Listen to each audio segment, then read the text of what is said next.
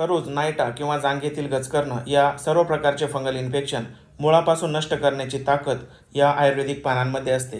फक्त सांगितल्याप्रमाणे या पानांचा वापर करा. या आणि अशा अनेक औषधी वनस्पतींच्या माहितीसाठी आरोग्यदायी आयुर्वेद लाईक फॉलो करा. मित्रांनो, ही आहे टाकळा नावाची आयुर्वेदिक वनस्पती. हिला काही ठिकाणी तरवटा या नावाने देखील ओळखले जाते. संस्कृत भाषेत या वनस्पतीला दद्रुघ्न या नावाने ओळखले जाते.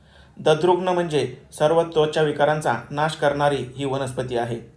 पावसाळ्यात या वनस्पतीच्या कोवळ्या पानांची भाजी आवर्जून खावी. यामुळे रक्त शुद्ध होऊन त्वचा विकार नष्ट होण्यास मदत होते. शिवाय पोटाचे विकार, पोटातील जंत देखील नष्ट होतात. फंगल इन्फेक्शन झालेल्या त्वचेवर याच्या पानांची पेस्ट, हळद पावडर मिसळून चोळल्याने फंगल इन्फेक्शन नष्ट होते. असा हा उपाय किमान 15 दिवस सकाळ संध्याकाळ नियमित करायचा आहे.